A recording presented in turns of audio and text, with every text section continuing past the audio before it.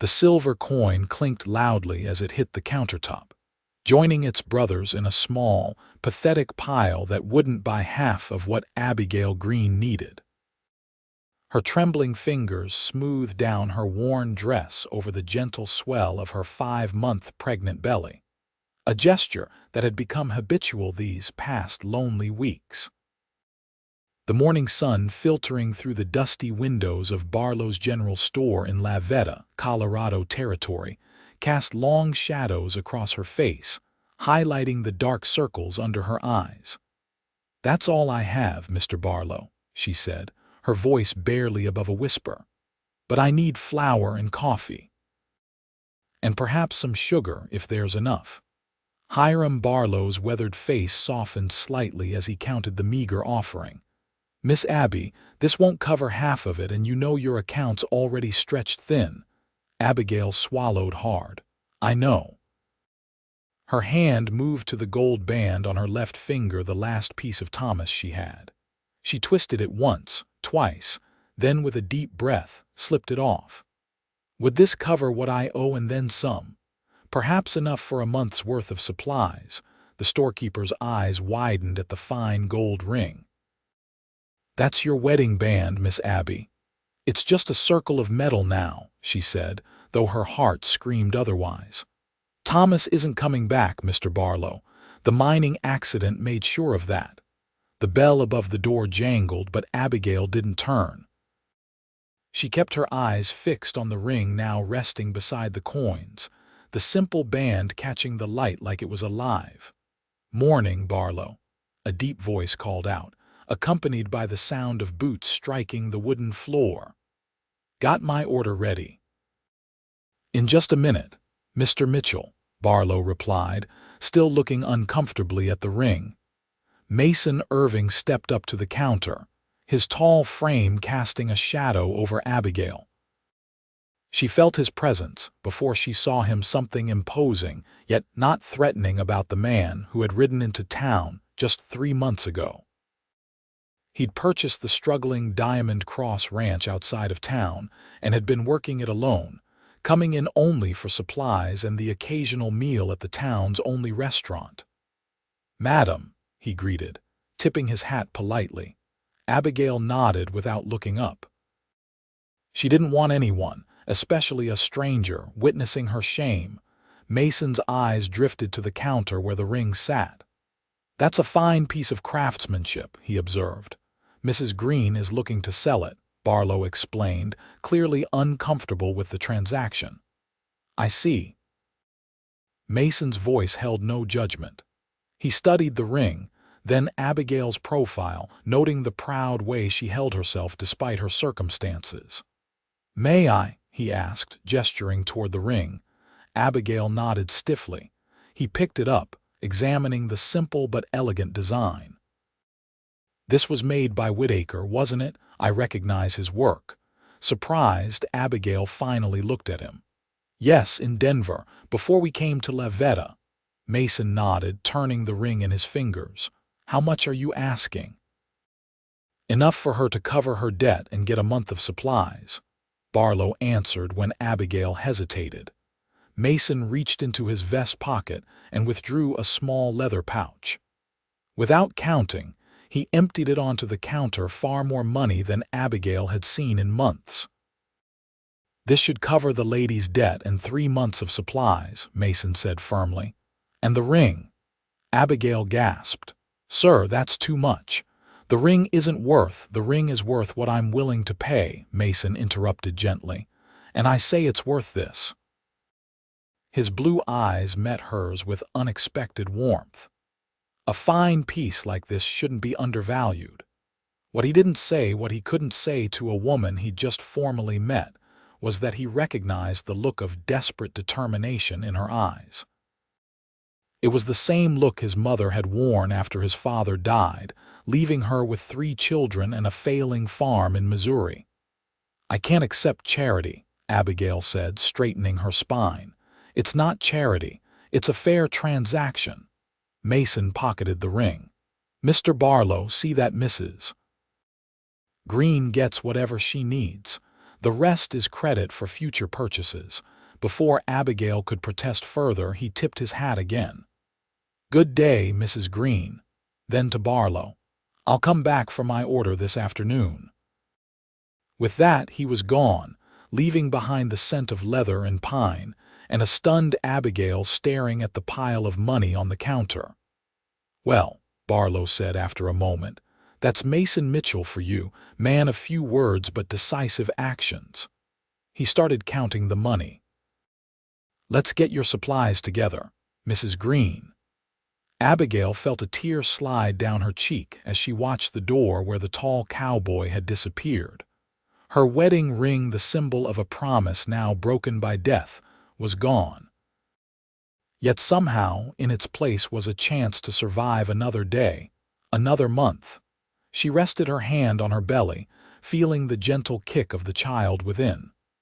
"Thank you," she whispered, though the recipient of her gratitude was already halfway down the street.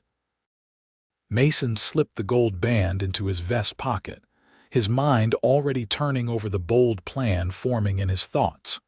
He hadn't come to Colorado looking for anything but a fresh start, certainly not a wife. Yet something about Abigail Greene's quiet dignity and the stubborn tilt of her chin had stirred something long dormant in his chest. "Patience," he murmured to himself as he mounted his bay horse. "One step at a time." The April sun warmed Mason's back as he rode toward his ranch.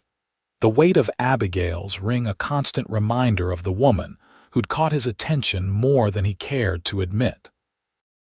He'd watched her from afar these past months, seen her at church, observed her tending the small garden behind her modest cabin at the edge of town. He'd heard the whispers about the young widow whose husband had died in the mine collapse before learning he was to be a father. Mason had kept his distance, believing she needed time to grieve, but seeing her ready to part with her wedding band had changed something. The time for waiting was over. The next morning, Abigail woke to the sound of hammering. She pulled her shawl around her shoulders and stepped onto her small porch to find Mason Mitchell repairing her sagging steps. "Mr. Mitchell," she said, startled. "What are you doing?" He straightened, wiping sweat from his brow despite the early hour. "Good morning, Mrs. Greene. Hope I didn't wake you too early. These steps were about to give way. Wouldn't want you taking a fall." "That's very kind, but unnecessary. I can't pay you for repairs." Mason returned to hammering. "Did I ask for payment?" "No, but then there's no problem." He looked up, meeting her eyes directly. "Sometimes neighbors help neighbors, Mrs. Greene. That's all." Abigail wrapped her arms around herself, uncertain how to respond. It had been so long since anyone had offered help without expectation. Since Thomas died, most people had kept a polite distance, unsure how to handle a pregnant widow with no family. "Would you like some coffee at least?" she offered. "It's the least I can do." A smile crossed his tanned face. "That would be mighty nice, thank you." While Mason worked, Abigail busied herself in her small kitchen, grateful for the coffee beans she'd been able to purchase yesterday thanks to his generosity. When she brought him a steaming cup, she found him examining her vegetable garden. "You've got a good start here," he observed, accepting the cup. "But the soil needs enriching, too much clay." "I know, Thomas always talked about bringing in better soil, but—" She trailed off. Mason sipped his coffee, studying her over the rim. "I've got extra compost at my place. Would help these tomatoes tremendously." "Mr. Mitchell, Mason," he corrected gently. "Mason," she amended, the name feeling foreign on her tongue. "I appreciate your kindness, but I can't keep accepting help without giving something in return." He considered this for a moment. "Fair enough. I'm a terrible cook. Been living on beans and bacon since I got here." He gestured toward her garden. "How about a trade? I help with your repairs and garden. You cook me dinner once a week. Real food with vegetables and such." Abigail blinked at the unexpected proposal. "That hardly seems equivalent." To a man who hasn't had a home-cooked meal in months, it's more than fair. His smile was warm and genuine, reaching his eyes in a way that made something flutter in her chest, a feeling she quickly suppressed. "Very well," she agreed cautiously. "Wednesdays." "Wednesdays," he confirmed, finishing his coffee and returning to work. By midday, Mason had repaired the steps, fixed a leaking corner of her roof, and promised to return the following day with compost for her garden. As she watched him ride away, Abigail felt confused by the mixture of gratitude and unease settling in her stomach. "It's just neighborly kindness," she told her unborn child as she rested a hand on her growing belly. "Nothing more." But deep down, she knew there was something more to Mason's sudden appearance in her life, something that both frightened and intrigued her. Thomas had been gone only 6 months. Her period of mourning wasn't even complete. Yet here was this man, with his quiet strength and generous spirit, making her feel things she had no business feeling. "Your father would understand me accepting help," she whispered. "He would want us to survive." The baby kicked in response, a firm little foot pressing against her palm as if in agreement. Over the next few weeks, a routine developed. Mason would appear every few days, always with some project to tackle: splitting firewood, reinforcing her chicken coop, delivering the promised compost for her garden. Every Wednesday, he would arrive promptly at 6 o'clock, hat in hand, for dinner. Their conversations during these meals started awkwardly, but gradually evolved into comfortable exchanges. Abigail learned that Mason had come from Missouri, had fought for the Union during the war, and had purchased the Diamond Cross Ranch with money saved from years of driving cattle. "Why La Veta?" she asked one evening in late May as they sat on her porch after dinner, watching the sunset paint the Spanish peaks in hues of gold and pink. Mason leaned back in his chair. "Needed somewhere new, somewhere beautiful." His eyes drifted to the mountains. "Somewhere far from battlefields and memories." Abigail nodded, understanding more than he realized. "Thomas and I came for similar reasons. He'd been a teamster during the war, saw terrible things. The mountains gave him peace." Mason was quiet for a moment. "He was a good man."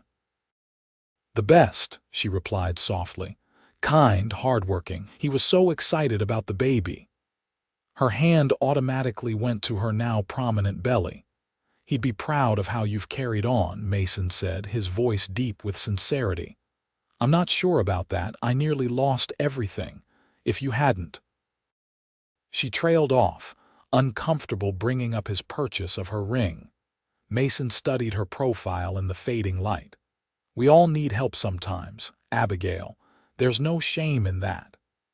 It was the first time he'd used her given name, and the intimacy of it hung in the air between them. "It's getting late," she said finally, rising awkwardly due to her growing belly. Mason stood immediately, offering his arm for support. "Indeed it is. Thank you for dinner." His hand was warm and steady under her fingers. For a brief moment, she allowed herself to lean slightly into his strength before pulling away. "Good night, Mason." "Good night, Abigail.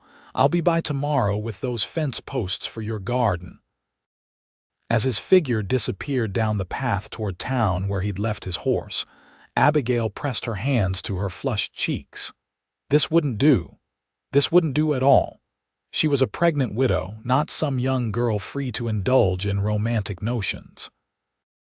Yet as she prepared for bed, she couldn't help but wonder what it might be like to have someone strong and dependable by her side again. Someone like Mason Mitchell, with his quiet ways and kind eyes. Foolishness, she scolded herself. Complete foolishness. June brought scorching heat to the Colorado Territory. Abigail's garden flourished thanks to Mason's help, but her discomfort grew as her pregnancy advanced. At 7 months, every task became more challenging, her body unwieldy and constantly tired. One particularly hot Wednesday, she was struggling to collect eggs from her chicken coop when dizziness overwhelmed her. The basket slipped from her hands, eggs shattering on the ground as she grabbed the coop's door for support. "Abigail." Mason's voice cut through her haze as strong hands grasped her elbows, steadying her. "I'm fine," she insisted weakly. "Just the heat." "You're not fine." His voice was firm as he guided her toward the house. "You're pale as a ghost." Inside, he helped her to a chair and poured her a cup of water from the pitcher on her table. "Drink this, slowly." Abigail obeyed, embarrassed by her weakness. "I wasn't expecting you until dinner. Finished my work early," he explained, kneeling before her with concern etched on his features. "Good thing, too." When color returned to her cheeks, Mason stood. "You need to rest. Dr. Walsh said pregnant women shouldn't be working in this heat." "You spoke to Dr. Walsh about me?" Abigail asked, surprised. Mason looked slightly embarrassed. "Happened to run into him in town. Asked some general questions about what to expect when." He stopped abruptly. "When what?" "When expectant mothers are alone," he finished carefully. "Wanted to know what signs might mean trouble." Abigail didn't know whether to be touched or indignant at his presumption. "I'm perfectly capable of working yourself into a collapse," he interrupted. "Abigail, there's no shame in accepting help, especially now." "I've already accepted more help from you than I can ever repay." Mason's expression softened. "Is that what worries you? The debt?" He sat in the chair across from her. "What if I told you I have a proposition that might solve that problem?" Abigail tensed. "What kind of proposition?" "A business arrangement," he said carefully. "The Diamond Cross is a good piece of land, but it's too much for one man. I need help with the house, the cooking, the accounting. You need security for yourself and your child." He met her eyes steadily. "I'm proposing a marriage of convenience." The water glass nearly slipped from Abigail's fingers. "Marriage, a partnership," Mason clarified. "You'd have your own room, of course. I'd provide for you and the child. In return, you'd help make the ranch a proper home." He paused. "You needn't answer now. Think on it." Abigail's mind whirled with conflicting emotions. "Mason, I don't know what to say." "Say you'll consider it," he replied gently.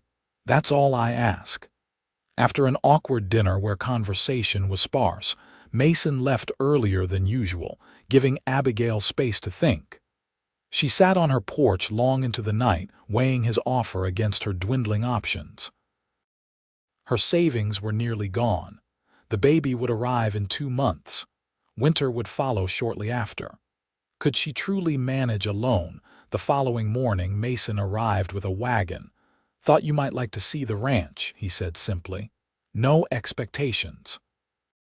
Just a look at what would be your home, if you decided to accept." Curiosity overcame her hesitation, and soon they were traveling the 5 miles to the Diamond Cross, the mountains a magnificent backdrop to their journey. As they crested the final hill, Abigail caught her breath at the sight below. The ranch house was larger than she'd imagined, a solid 2-story structure of timber and stone. A wide porch wrapped around the front, and nearby stood a well-built barn and corral where several horses grazed. Fields stretched toward the foothills, and a stream wound its way through the property. "It's beautiful," she admitted as Mason helped her from the wagon. "It needs work," he said modestly. "The previous owner let things slide." Inside, the house was sparsely furnished but sound. Large windows allowed light to flood the main rooms, and a massive stone fireplace dominated the living area. The kitchen was spacious, with a new iron cookstove that made Abigail's tiny hearth seem primitive in comparison. "There are 4 bedrooms upstairs," Mason explained, watching her reactions carefully. "The master at the end of the hall would be yours and the baby's. I've been using one of the smaller rooms." Abigail turned to him, puzzled. "You'd give us the largest room." "A mother and child need more space than a single man," he said simply. He showed her the gardens, overgrown but promising, and the small orchard of apple trees behind the house. Throughout the tour, he spoke of possibilities: a kitchen garden here, perhaps a swing for the child there when they were older. "You've thought this through," Abigail observed as they sat on the porch, resting before the return journey. "I have," Mason admitted. "I've been alone a long while, Abigail. The war took something from me, a belief in simple happiness. When I came here, I was looking only for peace and quiet." He gazed out at the mountains. "Then I saw you in church that first Sunday, holding your head high despite your grief and circumstance. It reminded me that strength comes in many forms." He turned to face her. "I'm not offering romance, Abigail. I know your heart still belongs to Thomas. I'm offering partnership, respect, and security, a chance for both of us to build something worthwhile." Abigail studied his earnest face. "And the ring?" "My wedding ring that you bought," a flush colored Mason's neck. "That was impulse. I saw a woman in need and acted." He hesitated. "Though I admit I've kept it safe. Thought perhaps someday if things changed between us it might." He stopped, embarrassed. "Forgive me." That was presumptuous. Abigail found herself touched by his honesty. "No, it wasn't. It was hopeful." Their eyes held for a long moment before Abigail looked away, suddenly conscious of the intimacy of their conversation. "I should think on your offer properly," she said finally. "It's a serious decision." "Of course." Mason helped her to her feet. "Take all the time you need." The ride back to her cabin was quiet, each lost in thought. When they arrived, Mason helped her down with careful hands. "Thank you for showing me your home," Abigail said. "Our home," Mason corrected gently, "if you choose it." That night, Abigail lay awake, one hand resting on her belly where the baby shifted restlessly. "What would your father want for us?" she whispered. The answer came not in words but in memories: Thomas's voice planning for their future, his determination that his family would always be secure. By morning, her decision was made. When Mason arrived the next day, Abigail was waiting on her porch, her expression resolved. "I've considered your proposal," she said without preamble. "I'll accept on one condition." Mason removed his hat, his expression cautiously hopeful. "Name it." "That we're honest with each other always. No secrets, no false pretenses." "I can promise that," he replied solemnly. "Then yes, Mason Irving, I'll marry you." Relief washed over his features. "Thank you, Abigail. I'll do right by you and your child, I swear it." They were married the following Sunday after church services. A simple ceremony with Reverend Porter officiating and the curious townspeople as witnesses. Abigail wore her best dress, altered to accommodate her growing belly. Mason wore a clean black suit that emphasized his broad shoulders and tall frame. The gossip had started immediately after their engagement announcement: whispers about the pregnant widow and the solitary rancher, speculation about the hasty arrangement. Abigail held her head high through it all, secure in the knowledge that she was doing what was necessary for her child's future. As they exchanged vows, Mason's hands were steady around hers, his voice clear and confident. When the Reverend pronounced them husband and wife, there was an awkward moment when both hesitated, uncertain if a kiss was expected or desired. Mason solved the dilemma by raising her hand to his lips, pressing a gentle kiss to her knuckles. "Mrs. Irving," he said softly, for her ears alone. The simple gesture brought unexpected tears to Abigail's eyes. It was respectful, considerate, much like the man himself. That afternoon, Mason moved Abigail's belongings to the Diamond Cross. As they approached the ranch, he drew the wagon to a halt at the top of the rise. "Welcome home, Abigail," he said, the setting sun gilding his profile. She looked down at the ranch, her new home, and felt a surprising sense of rightness. "Thank you, Mason." Their first weeks as husband and wife were a careful dance of establishing routines while maintaining the respectful boundaries Mason had promised. True to his word, he took the smaller bedroom, leaving the master suite for Abigail and her soon-to-arrive child. During the days, they worked side by side to prepare the ranch for winter. Mason handling the heavier tasks, while teaching Abigail about the operations of their small cattle herd. At night, they shared meals at the large oak table in the kitchen, their conversations gradually becoming more natural as they learned each other's habits and histories. Abigail discovered that Mason had a dry sense of humor beneath his serious exterior. Mason found that Abigail had a keen mind for business that complemented his practical knowledge of ranching.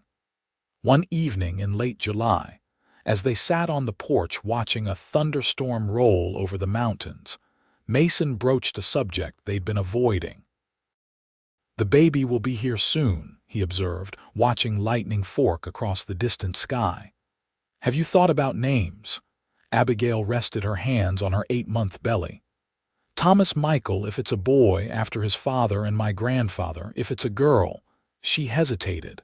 "I haven't decided." Mason nodded, his expression thoughtful. "Good, strong names. What was your mother's name?" Abigail asked suddenly. Surprise flickered across Mason's face. "Elizabeth. Why? It's a beautiful name. Perhaps Elizabeth for a middle name if it's a girl." A slow smile spread across Mason's features. "I think Mother would have liked that very much." Lightning cracked closer and fat raindrops began to fall. Mason stood, offering Abigail his hand. "We should get inside." As he helped her up, the baby gave a particularly vigorous kick. Without thinking, Abigail placed Mason's hand on the spot. "Feel that? Someone's restless tonight." Mason's eyes widened at the strong movement beneath his palm. "That's amazing," he breathed, his usual composure momentarily forgotten. For a heartbeat, they stood connected by this simple touch, the life between them creating a bridge across their carefully maintained distance. Then thunder crashed overhead, breaking the spell. "Inside," Mason urged, guiding her through the door just as the rain began in earnest. That night marked a subtle shift in their relationship. The physical barrier between them remained. Mason was scrupulous about respecting Abigail's space and privacy, but something had changed. Perhaps it was the shared moment of wonder over the child, or maybe it was simply the growing comfort of familiar companionship. Whatever the cause, Abigail found herself watching Mason more closely in the days that followed. She noticed the gentle way he handled the animals, the careful precision with which he completed each task, the thoughtful consideration he showed in every interaction with her. More than once, she caught him looking at her with an expression that made her heart beat faster, something warmer than respect, deeper than friendship. August arrived with relentless heat that made Abigail increasingly uncomfortable. Her ankles swelled, her back ached constantly, and sleep became elusive. Mason noticed her discomfort and quietly rearranged his schedule to be near the house during the hottest parts of the day, finding indoor tasks that allowed him to keep a watchful eye on her condition.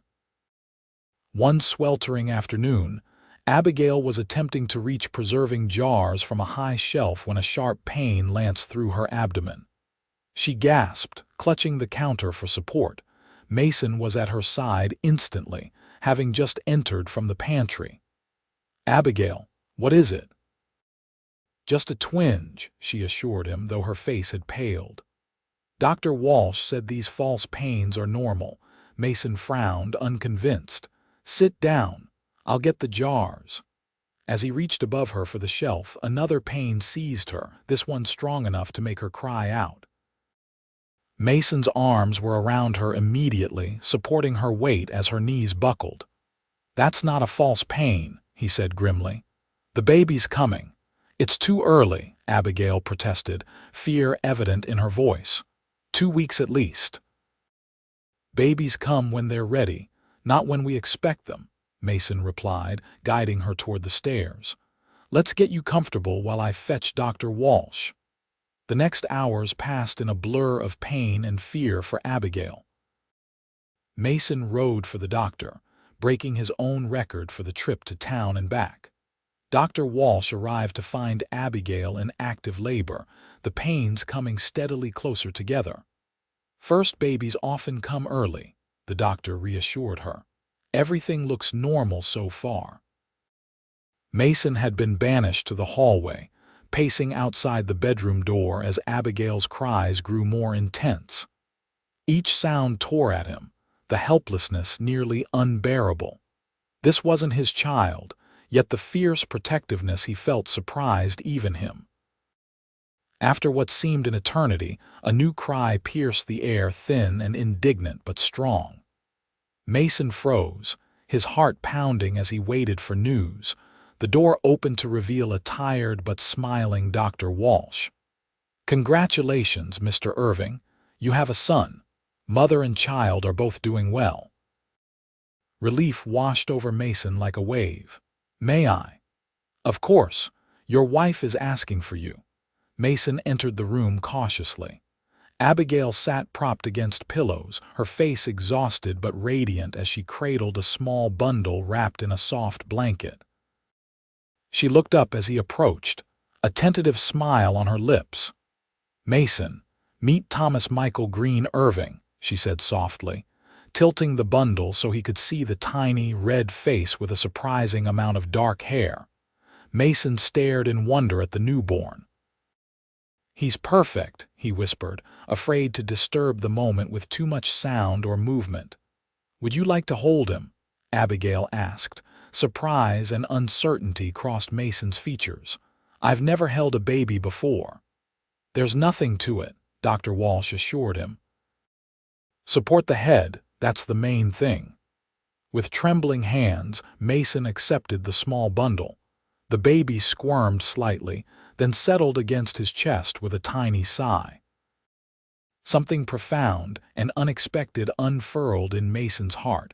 As he looked down at this new life, a surge of protectiveness and affection so powerful it nearly stole his breath. "Hello, Thomas," he whispered. "Welcome to the world."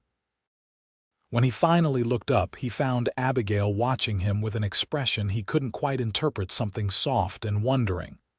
"Thank you," she said quietly. "For what?" "For everything. For giving us a home, security."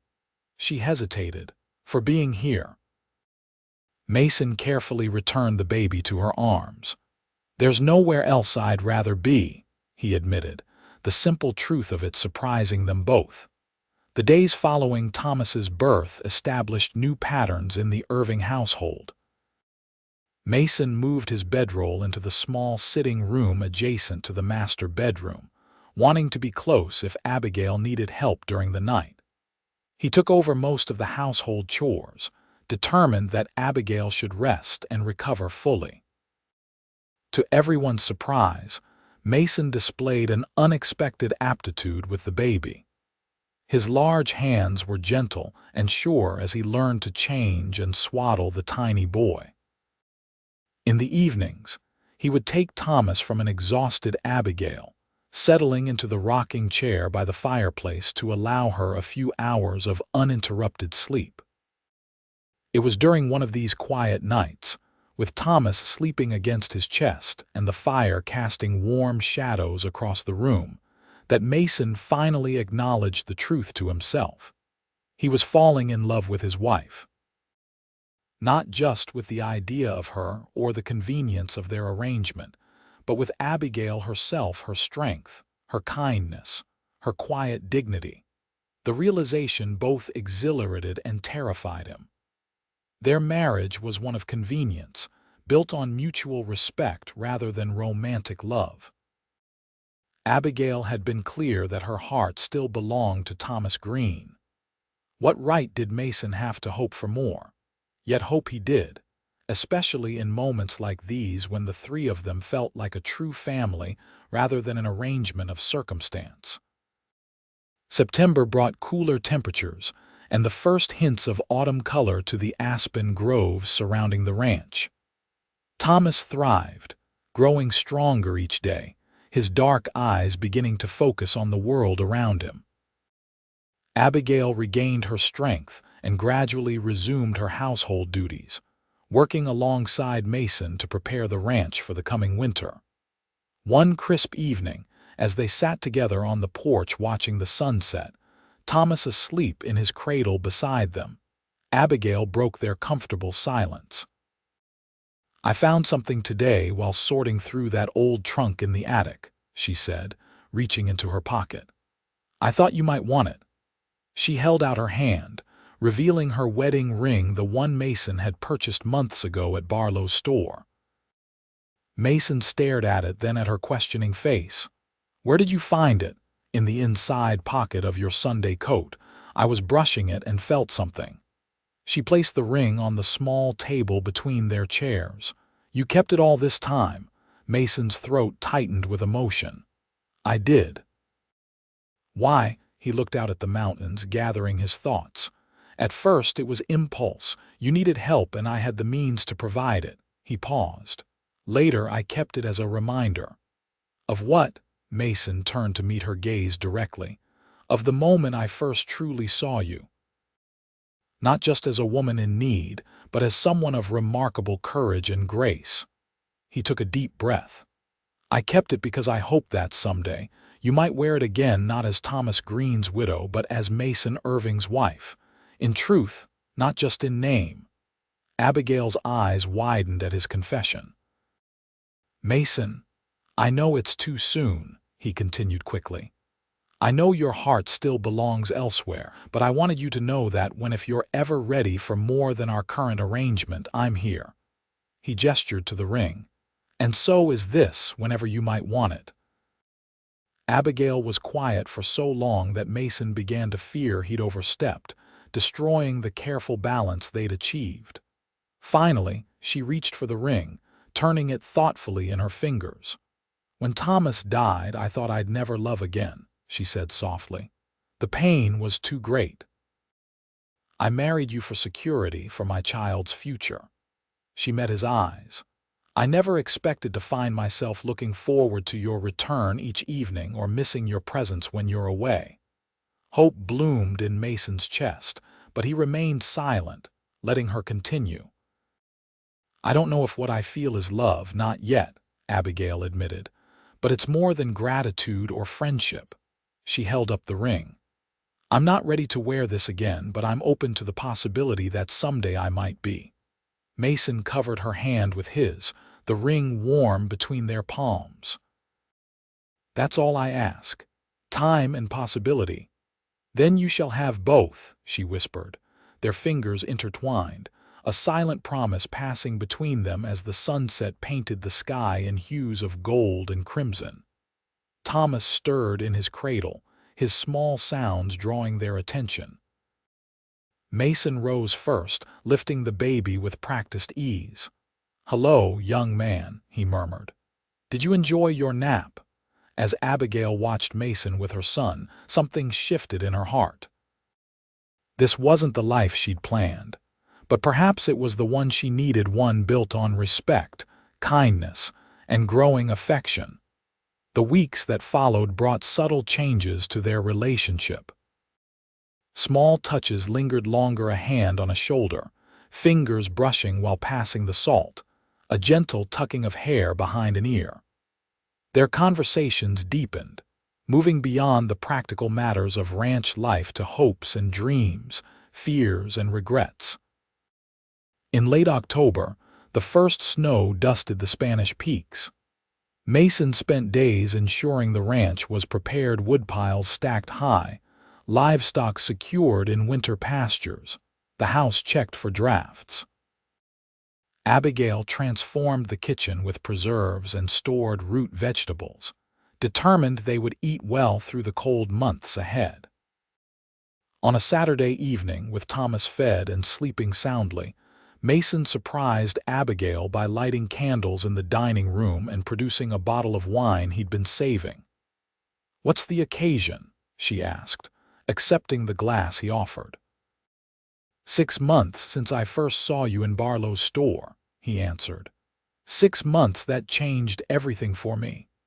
The candlelight softened his features, highlighting the warmth in his eyes as he looked at her across the table.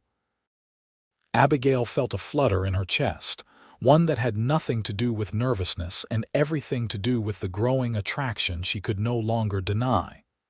"For me as well," she admitted, "though I could hardly have imagined where that day would lead." "Do you regret it?" Mason asked quietly.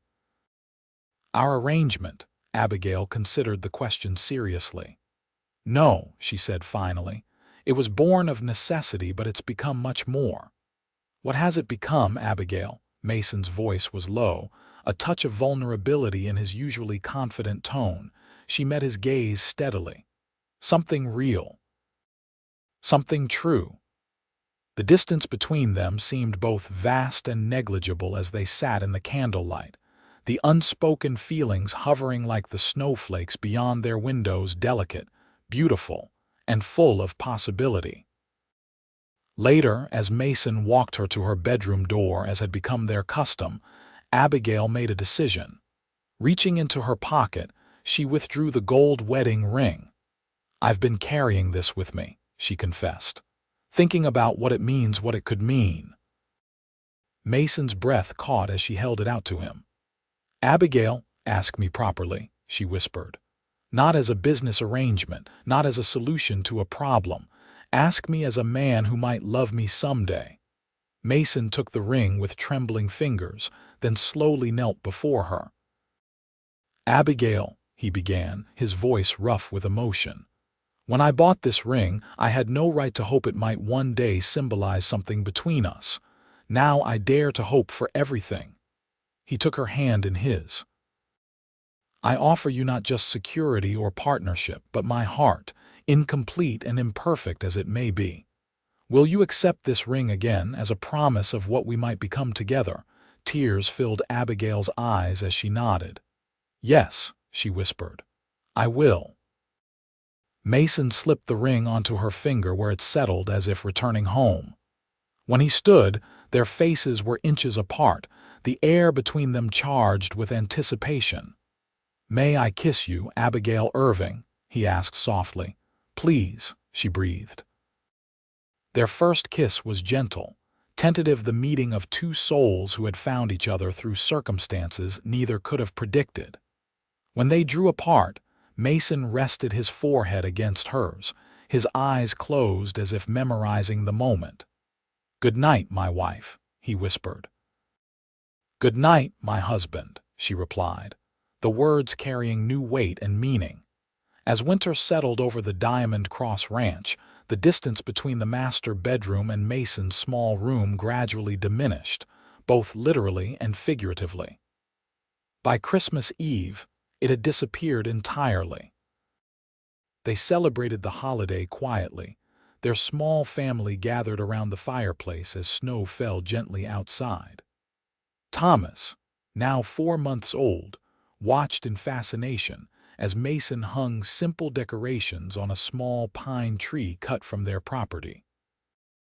"This is the first Christmas I've truly looked forward to in years," Mason admitted as they sat together on the sofa, Thomas nestled between them. Abigail leaned her head against his shoulder. "It's Thomas's first Christmas," she mused, "and in many ways it feels like my first again, too. A new beginning."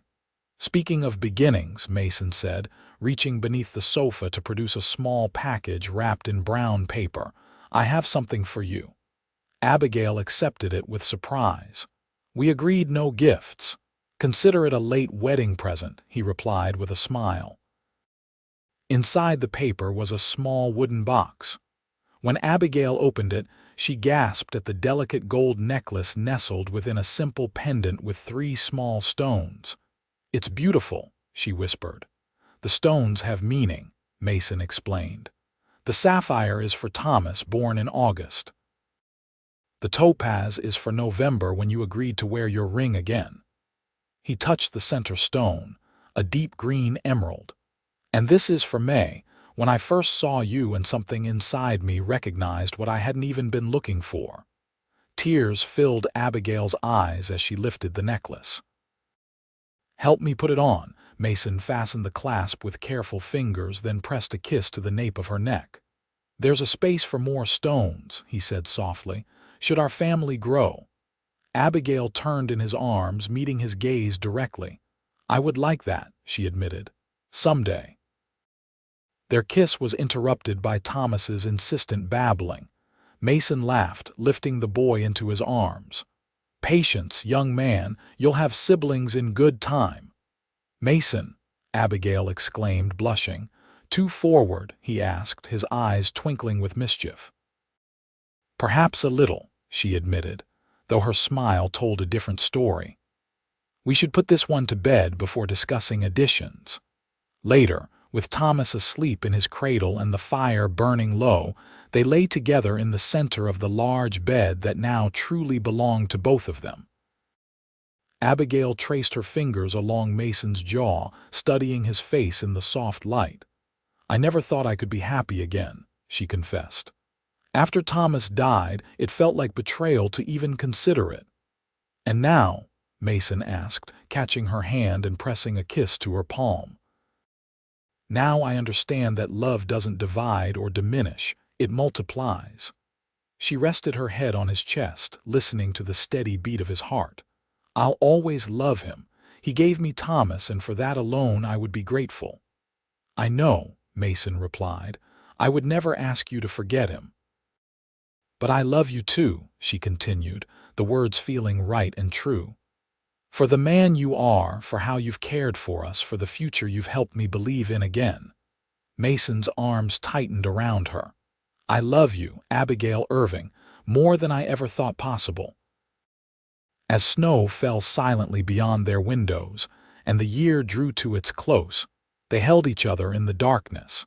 Two souls who had found each other through loss and chance, bound now by choice and love.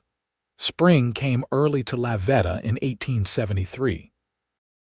By March, green shoots were appearing in Abigail's expanded garden, and the cattle were calving in the lower pastures. Thomas, now 8 months old, was crawling determinedly across the porch as Abigail and Mason worked together planting the season's first seedlings. He'll be walking before we know it, Mason observed, watching the boy's persistent efforts to reach a colorful toy just beyond his grasp. And talking, Abigail added with a smile. He already babbles mama when he's hungry. Smart boy. Knows who provides the meals around here. Mason grinned, earning a playful swat from his wife. Their easy banter was interrupted by the sound of approaching hooves. Mason straightened, shading his eyes against the bright sun as a rider approached from the direction of town.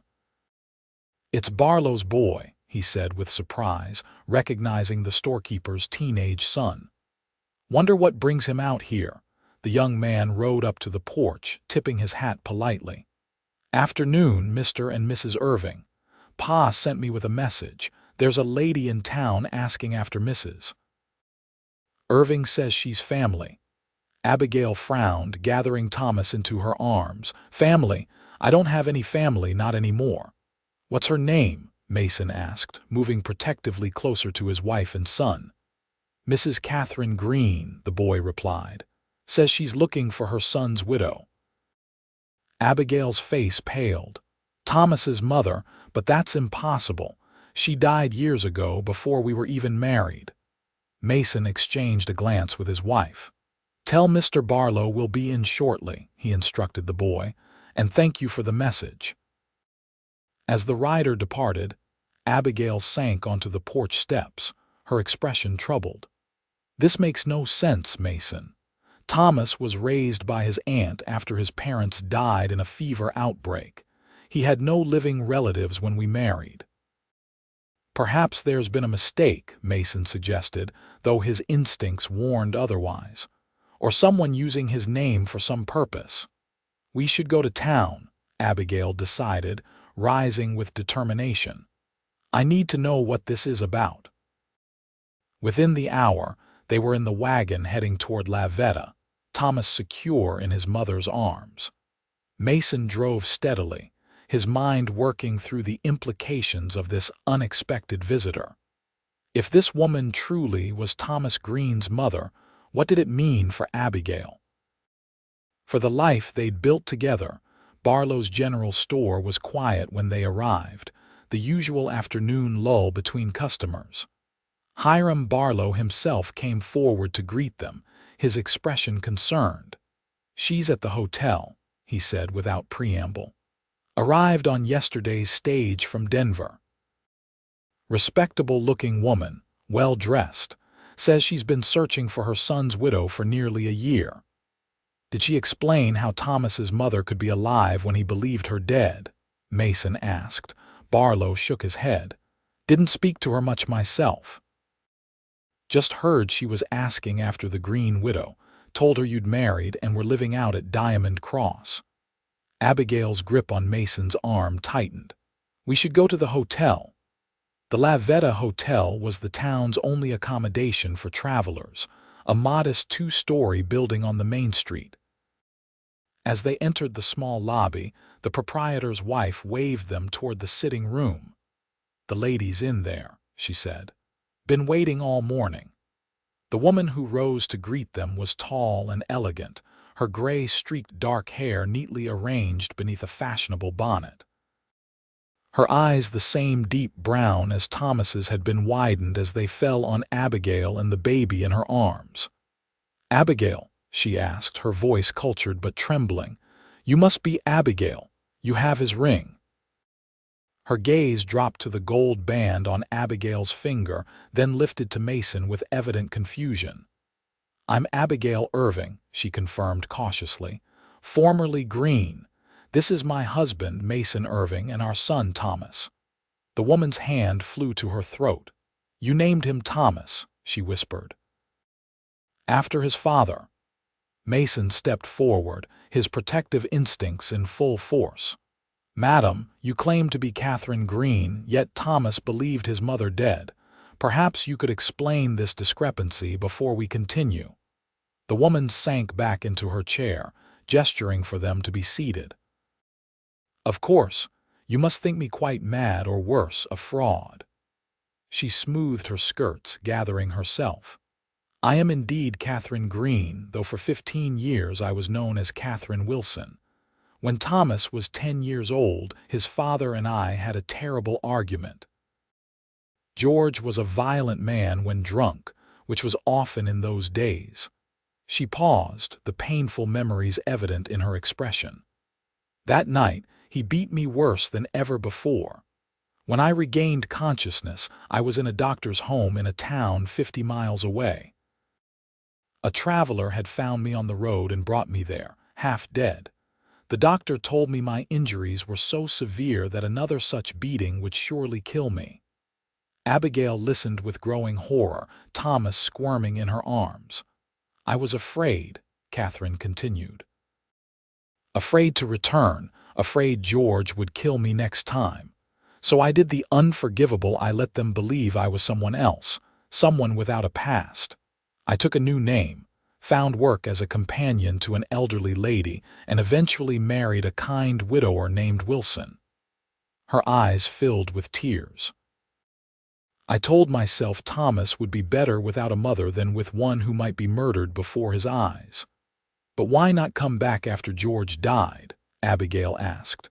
"Thomas was raised by his aunt alone." Catherine's hands twisted in her lap. "Shame, crushing shame for abandoning my child. And fear that he would hate me for it." She looked up, her expression pleading. "My second husband died last year. On his deathbed, he made me promise to find my son to try to make amends. I've been searching ever since, following rumors and half-leads until I heard of a Thomas Greene who had died in a mining accident in Colorado." The room fell silent as they absorbed her story.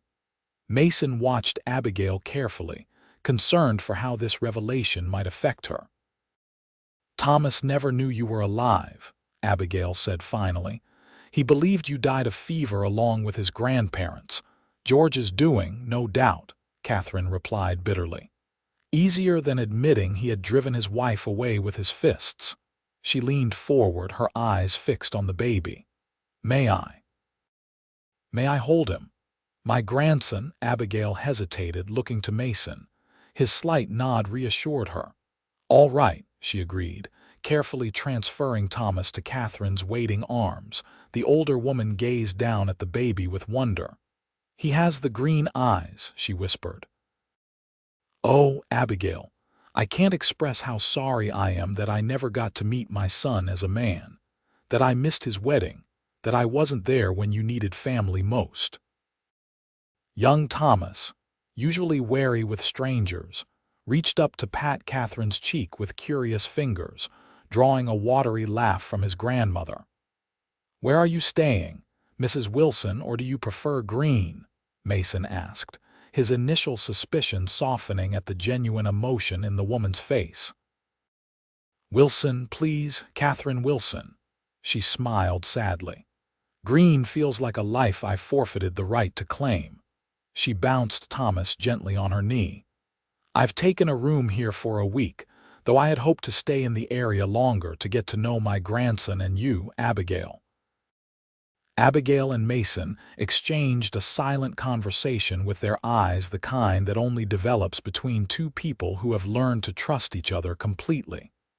"We have plenty of room at the ranch," Abigail offered. "You're welcome to stay with us, Mrs. Wilson, for as long as you like." Catherine's eyes filled with grateful tears. "You're very kind, especially given the circumstances." "Not kind," Mason corrected gently.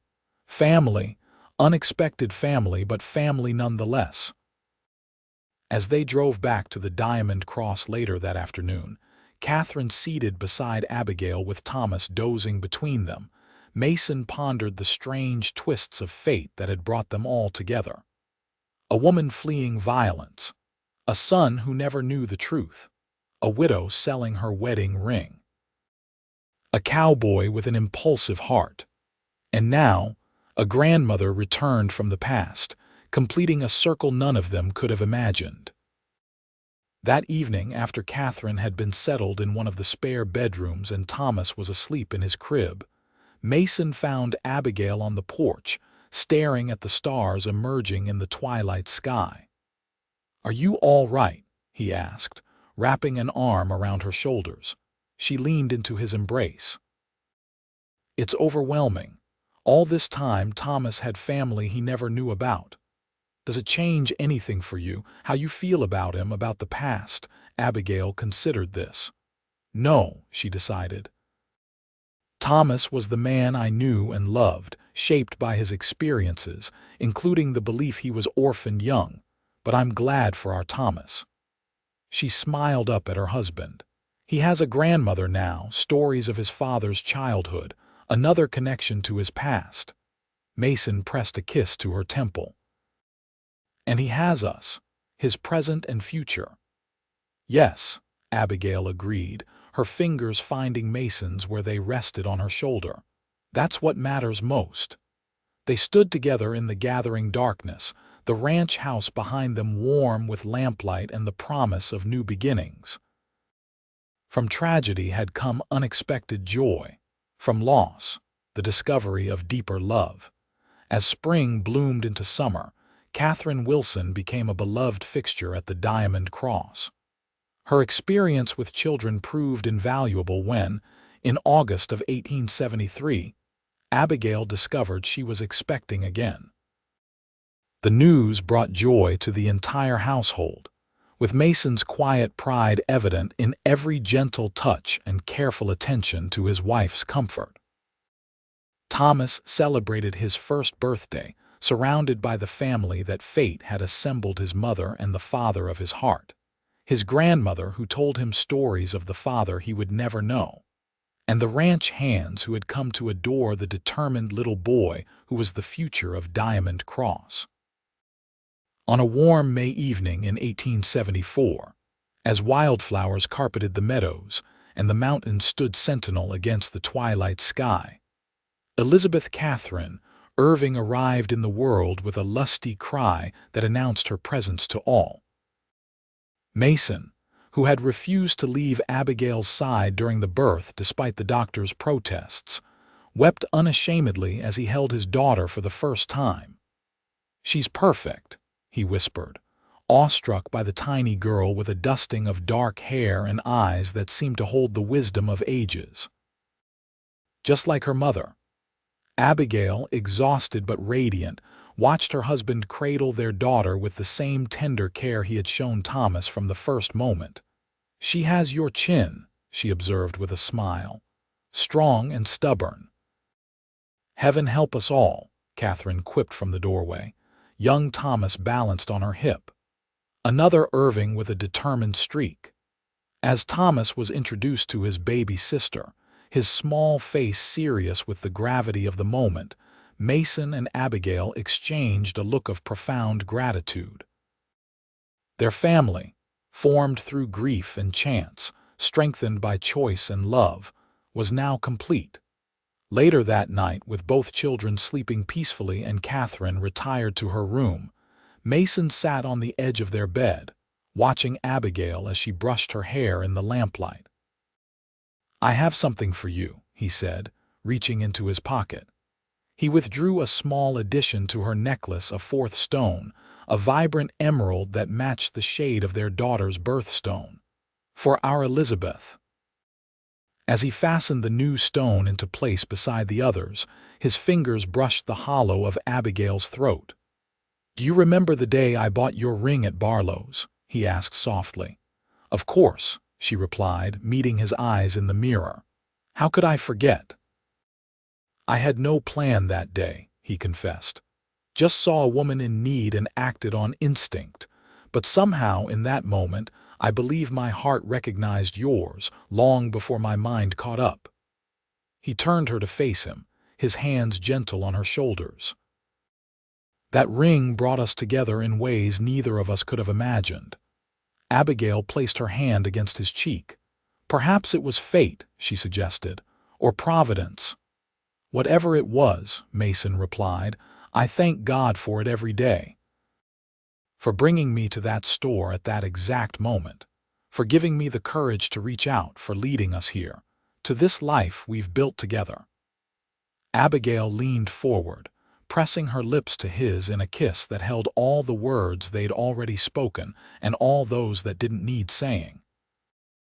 In her chest, the gold pendant rested against her heart, carrying the story of their family past, present, and future in its gleaming stones.